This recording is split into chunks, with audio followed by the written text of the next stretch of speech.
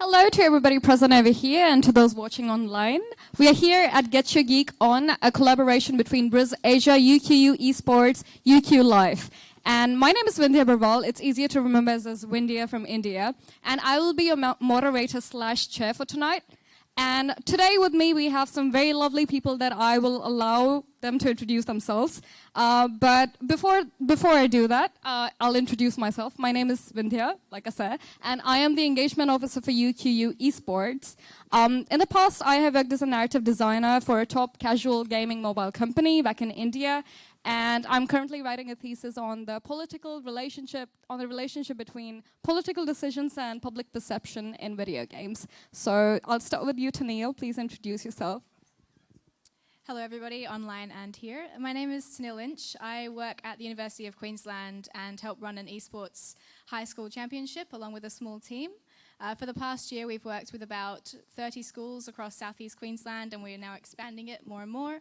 And these students across Queensland see themselves competing regularly online and in person in League of Legends tournaments. Lots more as well. You guys sound very qualified, much more than me. G'day fellas, I'm Jeremy. I go by the name Mangle Phantom online. I'm a cosplayer, as you can see. I make costumes, and I've been doing so for the last 10 years or so. I used to do this quite competitively for a number of years, but I've taken a step back and now do more presenting, judging, and coaching. And I've had the benefit of working for companies such as Riot Games, Game Traders, Madman, and also the Gallery of Modern Art. So it's some pretty cool stuff they've been helping me do. Jeremy. Hey guys, my name's Sam Johnson, better known as Elixir Online. I basically am a streamer, content creator, as well as the owner of Bants Gaming, which is an org that focuses on community, and then also does have a couple of esports teams. We're kind of up and coming, but the main focus for Bants Gaming is building a strong community around gaming and just having a good time. All right, brilliant. So we've got quite a lineup over here, but just letting the audience know that you guys are more than free to take videos and photos and tag us. You can meet us afterwards and ask us about our social handles, so feel more than free to talk to us afterwards. But now it's time for questions and the discussion to start. And I'll start with something super basic, which is, all you guys, tell us how you got into gaming and into cosplaying and what started it and what games are you currently playing. I'll start with Tanil over here. So basically, I've been playing games since I was 5, PlayStation 1, Spyro, Rugrats, Tomb Raider, and the like. I started getting super competitive when I was about 15, playing Call of Duty Modern Warfare 2, and I didn't know anything about esports back then. I wish I did, because, yeah. And now these days, I play some more MOBAs and just new games that come out. Tarkov's pretty fun, Dota 2, and League of Legends sometimes, but I'm not very good. What got me into it? I used to watch a lot of Dota 2 Professional, and when I was in Indonesia working for a bit, I used to go to a lot of live events for PUBG and Dota, and I also used to teach high schoolers and primary school students in English, so I loved speaking to them about playing video games and all of their favorite sports and esports, and I noticed that it really sparked up a lot of those students' interests, even the ones who were usually quite quiet in the classroom. So that's why I decided I wanted to somehow work in the space with high school students, esports, and all the people and projects involved. Cool. I like it. I myself, same story for everyone else. Started off playing my hand-me-down consoles, Donkey Kong Country on the Super Nintendo. As I grew older, I got my first computer, and obviously I play League of Legends quite religiously. And I think it's pretty much the only competitive game I've stuck with, because as I've been doing costumes, Riot Games, as people know, is the people who make League of Legends, they're quite generous with what they do for helping out the community and helping out costume makers in particular. So one of the first costumes that's actually made anywhere was a Garen costume I made. Yeah, and they flew us down to Sydney to watch the Oceanic Finals and put us up at a hotel and gave us all this free gaming gear, and they've had my heart ever since. So, but yeah, League of Legends. That's pretty much it. I'm pretty much the same as Tanil, with starting out with like PS1 games, that sort of stuff. Played a lot of GameCube back in the day, Smash Bros, all that good stuff. I'd say as far as sort of more competitive gaming, esports side of things go, I actually got my start, weirdly enough, doing fitness boot camps for OPL teams back in the day. So I did a bit of that. That was kind of interesting. I did play League of Legends quite a bit, but not anymore. Decided to get out of that, unfortunately. No offense to people who still play it. I do love watching the esports and everything. Just don't enjoy the game as much, so I'm onto a bit of TFT as far as Riot games go. But for the most part, I play PUBG, CS:GO, Rainbow Six Siege, and then a couple of little random games thrown in there. I basically can't play anything unless it's competitive, unless I can beat someone else online.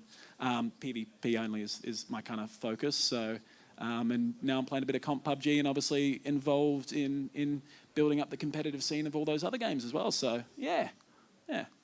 Wow, Sam, that's like super insightful. Okay, so now it's another introductory question so that people can get to know the panelists a bit better. So whatever you're doing right now, how did you decide to get into it and what inspired you? I'll start with you again, Tennille. Like I mentioned before, what inspired me was working with high school students already. And the fact I love video games and they love video games, we were able to connect over that.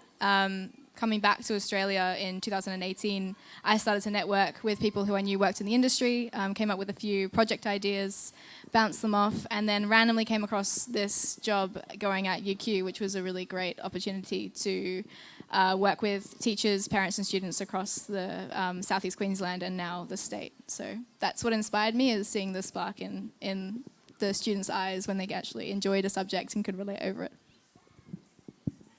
Cool. How do you get into dress-ups as an adult? One of those things I picked up because I watch a lot of anime, play a lot of games. I'm a bit of a nerd that way. And you go to your first convention and you see people dress up. You're like, oh, that's pretty cool. So I tried it myself, and it became an addiction really quickly. Just being able to see something that you like or see a character that you love and you portray them in your own way by dressing up as them. One thing leads to another, and I started entering competitions, making more costumes, putting it online, and then if you just basically do what I liked to do, people start to take notice of that. So, like I said, people like Riot Games got in touch, Gallery of Modern Art got in touch, Madman got in touch. They said, hey, you want to help us work on this project, and so on and so forth. And yeah, it's pretty much rolled from there. It's something that I still enjoy doing. My parents keep telling me every day, I was like, oh, is this your last costume? Is this your last one? And I keep telling them, like, oh, maybe. But, 10 years later, I'm still doing it, so it's good fun. I like it. I back it 100%. So is what inspired me to be doing what I'm doing? That's right. I think the biggest thing for me and the reason behind the sort of name with Bants Gaming and everything was just being able to share some banter and play some games with friends online. That's sort of where it all started. And then from that, I guess the idea was, how do we, take this sort of experience and make it more sustainable so people can keep, playing games and enjoying themselves. And if people want to take it to the next level, they can go on to esports or content creation, everything like that too. So I guess the main focus behind Bants Gaming was to keep building the gaming community that I'm building through both my stream and through all the channels and tournaments and that sort of thing. But then also to look into the esports side of things, so you can start looking at more sustainable, businesses and that sort of stuff too. And yeah, still be able to just hop into a Discord channel with, members like yesterday, members of my R6 team. We were just playing CS:GO together. We're all terrible, but it was just awesome, But they're like, semi-pro R6 players, but we're all just in there, just having a good time, throwing banter. So that's kind of what inspired me to, do it and keep improving it and building it. So yeah. It's good to see that everyone has such diverse reasons for doing things, but they're just leaders in their own field. So now, talking about the panel, because the topic for the panel is the relationship between the community and esports. So here's something that's really relevant to the topic, which is the negative perception that the society in general has about video games, especially parents, right? Tennille, you would know this. So tell me a little bit about what you have experienced, maybe growing up or just hearing from people, and how you have faced these challenges about negative perceptions of video games. Everybody loves to talk about the negatives about gaming, and they seem to brush aside the positives. A lot of my job is to do with working with parents and teachers and somewhat convincing them the positives of esports. And it's actually not as hard as you'd think. Initially, you go in, you talk to them, I want your kids to join an esports team, I want them to play video games for their school. And the teacher will initially be like, well, why am I encouraging them to play? You have to go through the conversation of, using facts and statistics. About 80% of teenagers do play video games. It's happening anyway. So let's bring it into a constructive environment with the support of parents and teachers who can help guide the students along a more positive pathway, teaching them, things about balancing their time with playing games, study, sleep is a big one, exercise as well. And we still acknowledge a lot of the negatives to do with gaming, so addiction, aggression, and all that. But in terms of things like aggression, using it in a high school environment or in a team environment where you can get a teacher or a parent to talk to the student about why are they feeling aggressive, why are they feeling frustrated over a video game, it actually gets down to the core of them dealing with their emotions. And video games don't cause violence. I'm not sure if anyone here has played Monopoly and had wanted to fist fights. Yeah, so so it's a matter of reframing esports, reframing video games, and tackling the negatives with positives, with tactics, with methods that everyone can implement in the school, at home, solo, or in a team. So yeah, mainly conversation, workshops, and stuff like that is how I deal with it with parents and teachers. More power to you, Taniel. Well, I'll ask Jeremy the same question. Tim's pretty much covered most of it. The only experience I think I can have that was a memorable one in particular was growing up as a kid. Obviously, I wasn't the most athletic, wasn't the most sporty, so my solace was found in video games. And it is a very interesting thing because I really thought it was just a certain type of kid or just a certain type of person who would actually just play video games. But I eventually did have a conversation with one of the big fellas, one of the big blokes who fought on the rugby team, probably 2 heads higher than me, 70 kilos more of muscle. Kind of like Sam over here. Kind of like Sam. He was the kind of kid who probably would have beat me up and taken my lunch money. Gentle giant, he says. But no, I ended up having a conversation with this guy about, what were we playing at the time? It would have been the new Super Mario game or something. And I was just talking with my friends, and this big guy walks over to me. He's like, "You're talking about the new Super Mario?" I see. He's like, "Yeah." And we had a really good conversation. We chatted about it too, and it just kind of made me realise video games is something that a good majority of youth do play, and it is something that a lot of us can relate to and find common ground on. And in a way, it kind of helps bring us together and helps us, just find a common ground and something to talk about. And Sam's probably got a lot to talk about commonalities with video games. And I'd say so. I've also noticed, just before we go to Sam, the similarities, grade 8 kids on the program asking signatures of grade 12 kids who have been playing in League of Legends tournaments and they're winning. So it's you do get that crossover of the young people looking up to the older kids. Yeah. I suppose with talking about that, you have there's sort of less requirements to have that commonality. You don't. Most kids these days have a console or a PC or even a mobile phone, right? So the barrier to entry to find something that you both enjoy and play is not as high. So you don't need to be actually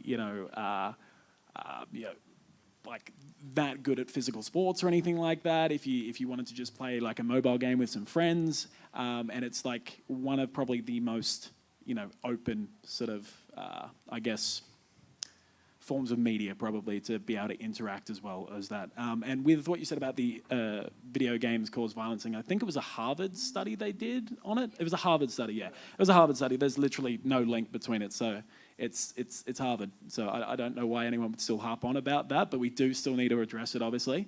But I'd say when it comes down to, I think the biggest thing I sort of love hearing and seeing being built and everything is what Keneal's doing with high school and everything, because I think it's not like it's too far gone for us older generation, but if you're talking about dealing with certain issues with video games early, you don't really have a better scenario than in a high school class or in those sort of situations, whether it be like at a local club or something as well. I think those are your best sort of points of contact for making sure you encourage the good points and stamp out the negative points of gaming, and make sure that the next generation coming up is embodying all the goodness that gaming brings.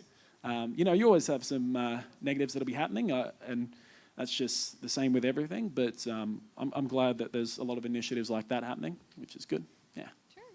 Well, now I know, Tennille, you don't like talking so much about the negatives and you prefer the positives, but just ignoring this would just be not right? So I'm going to talk about this, about women. So now, me being a woman who likes gaming, the fact is that until I've had a good game, I've been popping off for a while, right? I will not speak on the mic. I'll just be like, nah, I'm gonna shut up till I've had good plays. Because in case I've been playing badly and I speak on the mic, suddenly the whole reason why I'm playing badly becomes my gender. And that's the unfortunate reality. So my question really is, what is your opinion on this? Like, all of you, have you faced this, or have you seen women being treated badly? And how have you faced these challenges? Starting with you. Overall, I've had a really good experience playing video games being female. It's generally not brought up. There are some occasions where I'll play Dota 2 and I'll be a bit nervous to speak over a mic until I'm doing semi-well. But even then, no matter when I've spoken on mic, generally people either make an exclamation like, wow, a girl, hello, because it's not very common, or nobody will bring it up. The few occasions I've had somebody bring up the gender thing, it's usually because that person is just finding any nitty-gritty thing to pick on you for.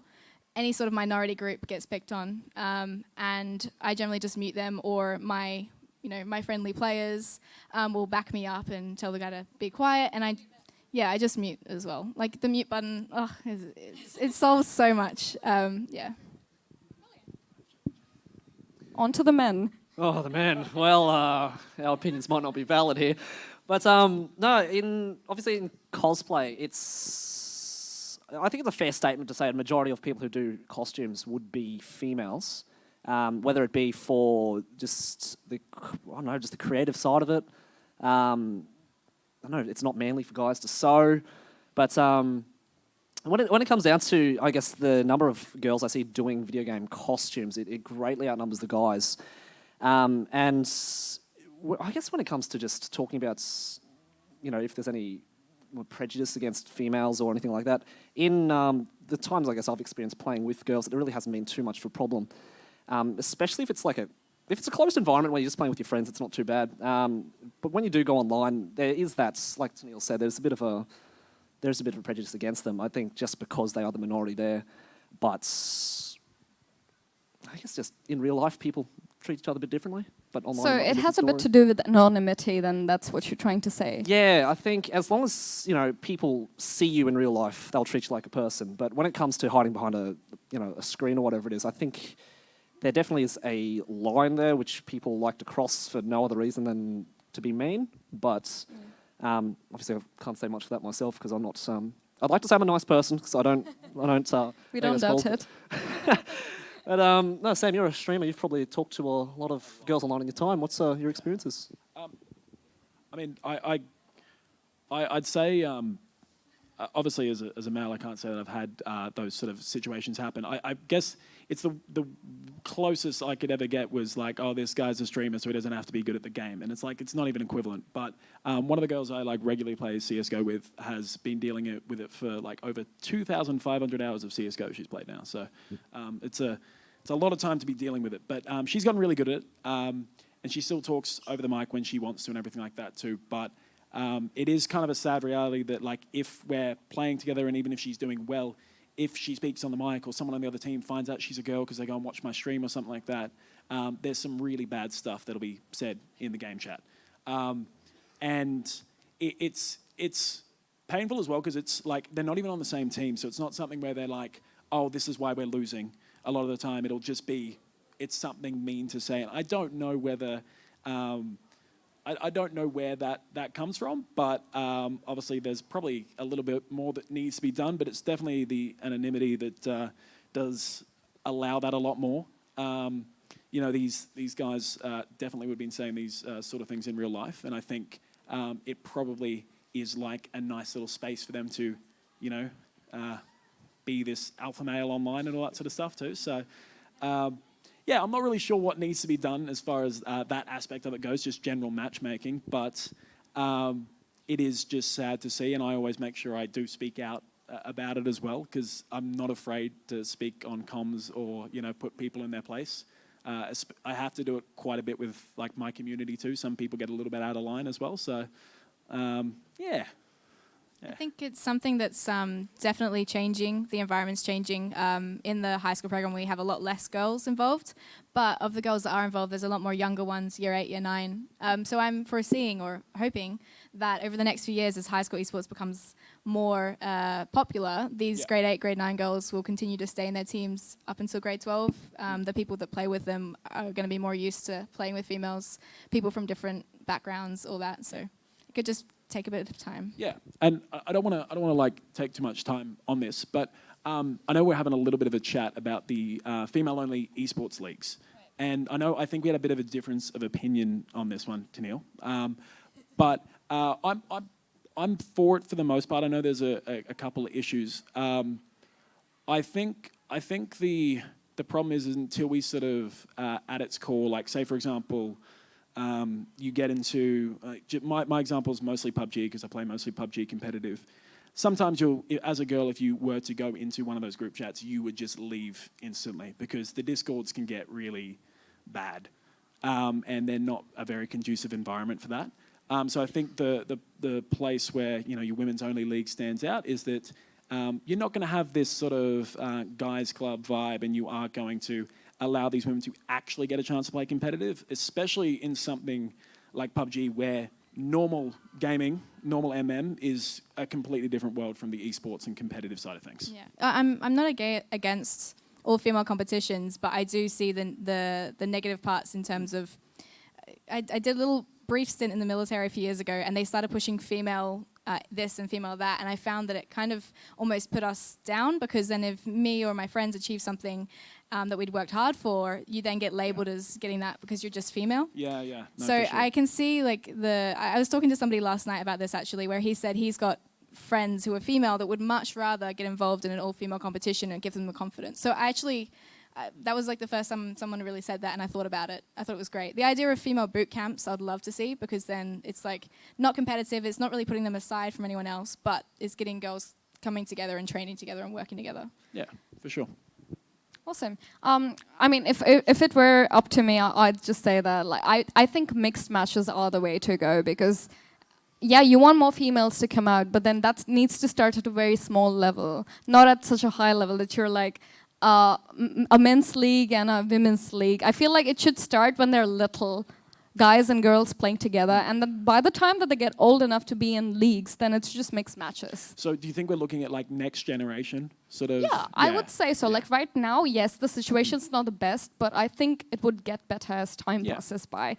But then again, now, moving on to my next question, I'd say that toxicity that we're talking about with females being the victims, obviously women are not the only victims of toxicity, right? We see a lot of angry people online. So my question really is, what do you think it is that makes people so angry online? Why do people who are so nice in person sometimes come online on the mic and suddenly you're like, excuse me, can you like get your manners a bit in check? Like, what do you think, Tania? What is it?